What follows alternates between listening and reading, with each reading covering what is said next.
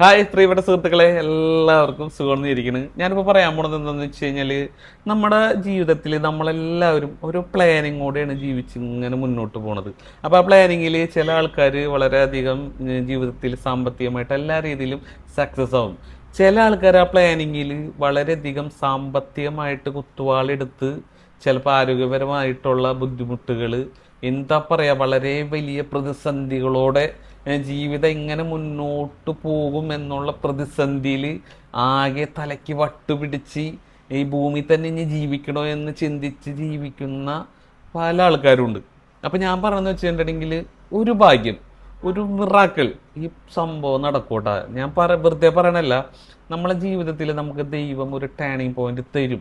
ആ ഒരു ഭാഗ്യം എന്ന് പറയാം അതിന്. അത് എപ്പോഴാണ് തരുന്നതെന്നും നമുക്ക് പറയാൻ പറ്റില്ല.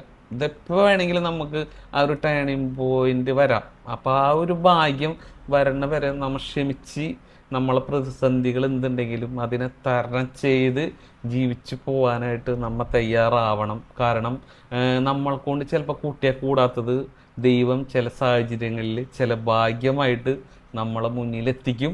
നമ്മൾക്ക് അതിൽ നിന്ന്, ആ ഒരു പ്രതിസന്ധികളിൽ നിന്നും നമുക്ക് രക്ഷപ്പെടാനുള്ള ഒരു കച്ചിത്തുരുമ്പ് തീർച്ചയായിട്ടും ദൈവം തരും. ആ ഭാഗ്യം എപ്പോഴാണ് വരുന്നുള്ളത് നമുക്ക് പറയാൻ പറ്റില്ല. അപ്പോൾ ആ പ്ലാനിങ്ങോടെ തന്നെ ജീവിതം മുന്നോട്ട് കൊണ്ടുപോയിക്കോ. ദൈവം തീർച്ചയായിട്ടും നമ്മളെ കൈവിടില്ല. ദൈവം തീർച്ചയായിട്ടും നമുക്കൊരു കൈ താങ്ങ് തരും.